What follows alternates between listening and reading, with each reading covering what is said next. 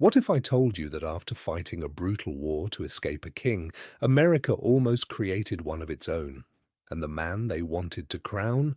George Washington. The same man who would become the symbol of American democracy was once quietly suggested as King of America. Today, we're going to explore the moment the United States nearly abandoned the idea of a republic before it even truly began, and the decision that stopped it. It's 1783. The Revolutionary War is essentially over. Britain has been defeated. The colonies have won their independence. But winning the war was the easy part. Running the country, that was chaos. The United States at that moment was not the powerful nation we know today. It was 13 separate states, loosely connected under the Articles of Confederation. And the Articles were weak. There was no strong central government. Congress couldn't raise taxes effectively. It couldn't properly pay soldiers. It couldn't even enforce many of its own decisions. Imagine trying to run a modern country where the federal government has no reliable income and every state behaves like its own independent nation. That was America in 1783. Meanwhile, thousands of Continental Army soldiers hadn't been paid in months, some in years. These weren't inexperienced recruits. These were battle-hardened officers, men who had survived brutal winters, starvation, and years of uncertainty.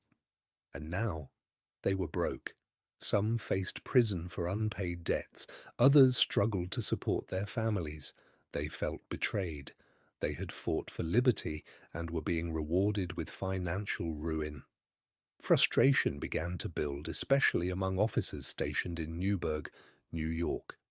And then a radical idea entered the conversation. Maybe democracy wasn't working. Maybe this loose republic experiment was too fragile. Maybe America needed something stronger, something more stable. Maybe it needed a monarchy. And not just any monarchy. Some suggested George Washington should become king. It sounds unbelievable, but for certain officers, this wasn't about crowns or royal ceremony. It was about order. A king meant stable leadership, a strong central authority, a government that could collect revenue and maintain discipline. In their minds, it wasn't tyranny. It was survival. One officer, Colonel Louis Nicola, even wrote Washington a letter, carefully suggesting that perhaps the best solution for the nation would be for him to accept a crown. Washington's reaction would define American history. When he read the letter, he was deeply disturbed. He called the suggestion painful and astonishing. He believed that even entertaining such an idea could destroy everything they had fought for. But the real danger wasn't just one letter. It was the mood within the army. In March 1783, tensions escalated in what became known as the Newburgh Conspiracy. Anonymous letters circulated among officers hinting at drastic action. Some implied that the army might refuse to disband. Others suggested marching on Congress. It was dangerously close to a military coup. The same army that had defeated the British Empire was now on the brink of turning against its own civilian government. Washington knew he had to act. He called a meeting with his officers. The atmosphere was tense. Many felt anger, resentment, and distrust toward Congress. Washington stood before them. He did not shout. He did not threaten. Instead, he reminded them what they had fought for. Not power, not dominance, but liberty. Then, in a moment that feels almost cinematic, he pulled out a letter from Congress to read. He struggled to see the words clearly, then paused and said, "Gentlemen, you must pardon me. I have grown grey in your service and now find myself growing blind." The room changed.